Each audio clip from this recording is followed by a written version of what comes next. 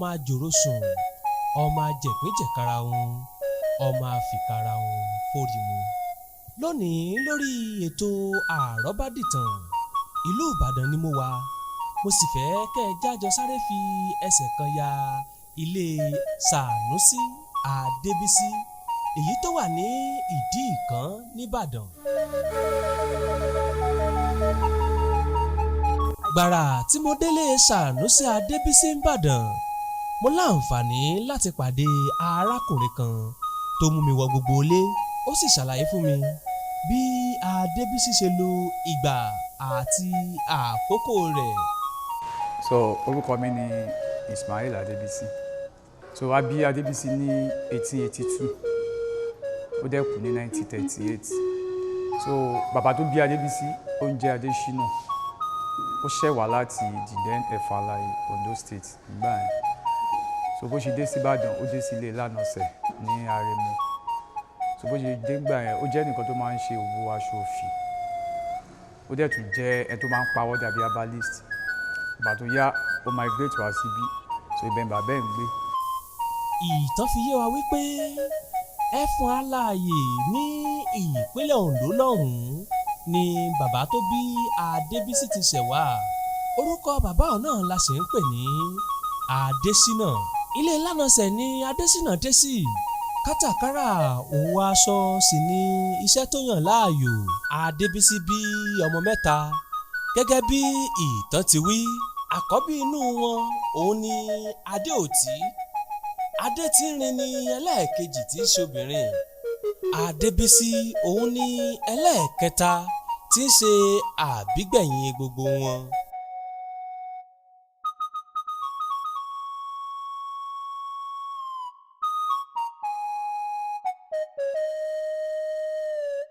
Kí n tó mọ̀ tẹ̀síwájú nípa ohun tó sọ Sanusi Adebisi di gbajúmọ̀ láàrin ìlú Ìbàdàn àti káàkiri ilẹ̀ Yorùbá pátápátá.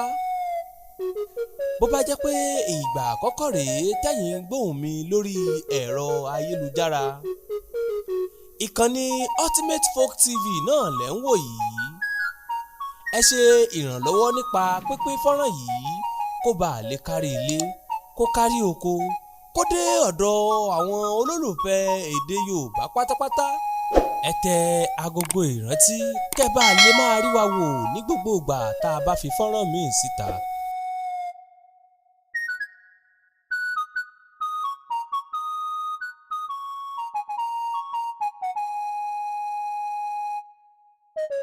Mo sọ síwájú wípé iṣẹ́ aṣọ òfì ni bàbá Adebisi yàn láàyò. Iṣẹ́ yìí sì ni Adebisi fúnra rẹ̀ àti àwọn ẹ̀gbọ́n rẹ̀ méjèèjì tó kù ń ṣe. Bẹ́ẹ̀ àbá máa ń ṣiṣẹ́ aṣọ òfì, so wọ́n máa ń kiri aṣọ òfì káàkiri, wọ́n máa ń lọ káàkiri. So ìgbà tó yá Adebisi ó bẹ̀rẹ̀ ló pé tó bá ti lọ ó máa ń tà ju gba àwọn ẹ̀gbọ́n ẹ̀ lọ. So ìgbà tó yá Adebisi sọ fáwọn ẹ̀gbọ́n ẹ̀ pé wọ́n jókòó kó má ṣiṣẹ́ mọ́ at the age of 18 years. Dédé ọmọ ọdún 18 ni Adebisi nígbà tí ó ti sọ fún àwọn ẹ̀gbọ́n rẹ̀ méjèèjì wípé kóun máa fún wọn ní owó oṣù nítorí wípé ọwọ́ rẹ̀ jí sówó. Bó bá sì gbé aṣọ lọ fún títà, gbogbo ohun tó bá gbé jáde ni ó tà tán pátápátá. Ní gbogbo àsìkò yìí, Adebisi ti ń gbé aṣọ lọ sí gbogbo àwọn ìlú àti ìletò tó súnmọ́ Ìbàdàn bíi Ifẹ̀, Ìwó, Ilé Ogbó, Benin àti bẹ́ẹ̀ bẹ́ẹ̀ lọ. Ṣé ẹ sì mọ̀ wípé lásìkò tá à ń wí yìí, aṣọ òkè ló gbayì tó jọjú jù. Gbogbo ibi tí wọ́n bá ti ní nǹkan ṣe pátápátá àfi kí aṣọ òkè débẹ̀.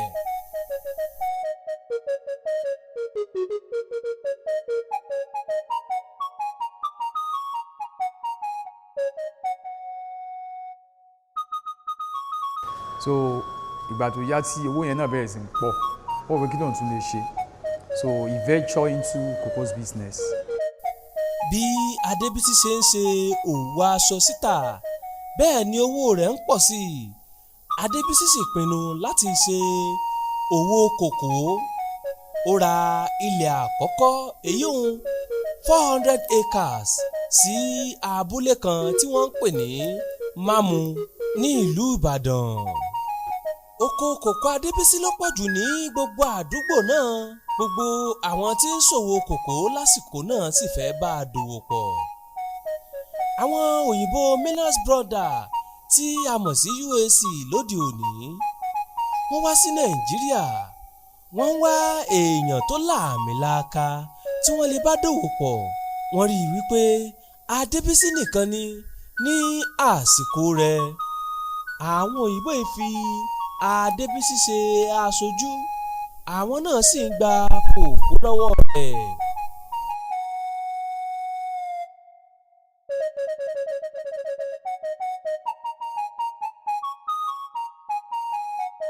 ẹ máa rí pé tẹ bá wọnú ilé Adébísí ẹ máa rí pé wọ́n kọ SAG sí wájú ẹ̀. ìtumọ̀ SAG yẹn ni Sanusi Adébísí Gíwá. So Gíwá yẹn kò ń ṣe orúkọ sí bàbá àti ìyá sọ, but Gíwá yẹn means head of society, olórí ẹgbẹ́. Àwọn tó jọ kóra wọn jọ lásìkò náà gẹ́gẹ́ bí ẹgbẹ́ tó ń ṣòwò kòkó, nínú wọn láti rí Afúnlẹ́yìn, Adéyẹmọ Owónbuwọ́ Lóòpó, Ọládìméjì Ìsàlẹ̀ Òsì àti bẹ́ẹ̀ bẹ́ẹ̀ lọ.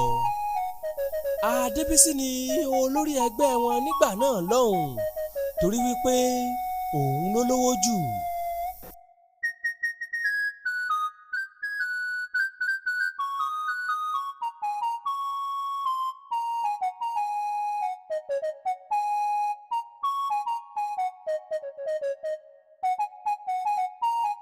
Ní 1925 gbà yẹn wọ́n fẹ́ ṣe màpò gbà yẹn, wọ́n fẹ́ fi kíkọ màpò lélẹ̀ gbà yẹn ní 1925 nígbà yẹn, so wọ́n invite Adébísí.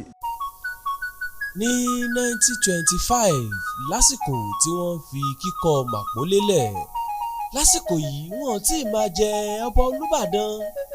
Baálẹ̀ ni wọ́n jẹ ní ìlú Ìbàdàn nígbà náà lọ́hùn-ún.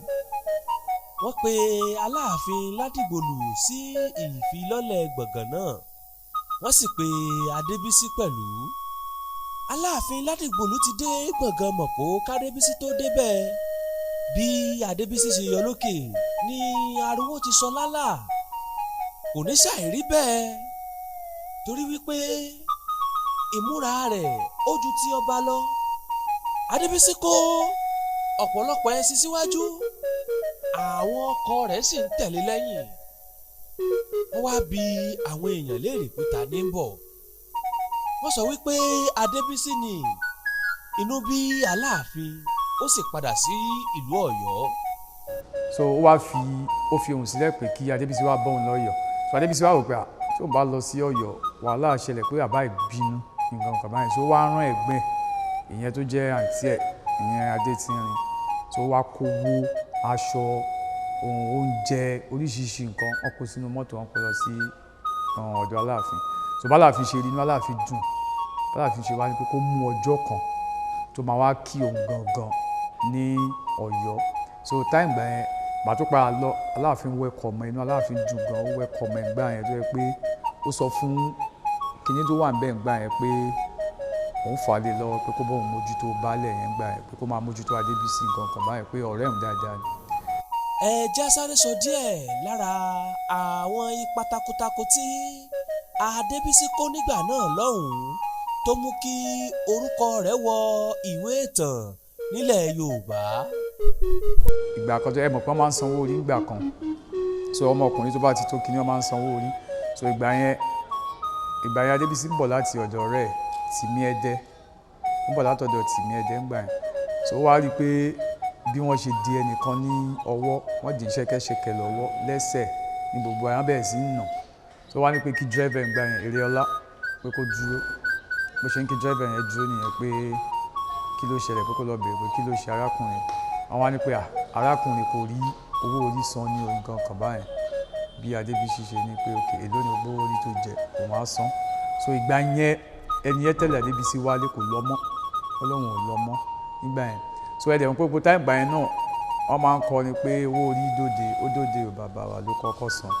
àwọn tí ò san wọ́n ń bẹ láti mọ́lé ní Màpó so gbogbo yẹn ẹ mọ̀ pé most àwọn tó wà ń gbà yẹn àwọn ọkùnrin tó wà ń bàdàn gbà yẹn àgbẹ̀ ni wọ́n so wọ́n bá ti mú yàn gbà yẹn wọn ò kí lè lọ because wọ́n ṣe máa ń maltreat wọ́n máa ń ná wọn wọ́n ṣe wàhálà ṣiṣẹ́ gan ní Màpó yẹn so ẹ mọ̀ wọn ò kí lè lọ ń gbára wọn lẹ́yìn tí wọ́n bá ti mú báyẹn wọ́n á lọ tì mọ́nú túbú so gbogbo táyì gbà yẹn náà ni ọmọ baálé Òròwùsì yẹn Ọlá ìgbà yẹn nìyẹn pokùnso oná fi máa ń pè ní oná fi máa ń sọ pé kò bọ́ ọmọ jẹ́ because ó ń dùn gbà yẹn bí wọ́n ṣe ń ṣe fún àwọn èèyàn bọ̀ kò ní agbára láti ṣe fún wọn so Adébísí gbà yẹn dẹ̀ lọ ó pe driver gbà yẹn láti méjì ìyẹn ẹlẹ́ṣin pé kó yẹ káwọn lọ sókè Màpó so wọ́n lọ sókè Màpó lọ bá wọn èyìnbó kìnìún yẹn gbà yẹn pé gbogbo owó ọmọ Ìbàdàn tó bá ti tó orí san bóun fẹ́ máa san because bọ́n ṣe ń ṣe àwọn èèyàn wọn pé àwọn ò láìkẹ́ nǹkan kan báyìí pé wọ́n calculate àwọn yàrá pé ṣé kò mọ̀ túmọ̀ nǹkan tó ń sọ ni pé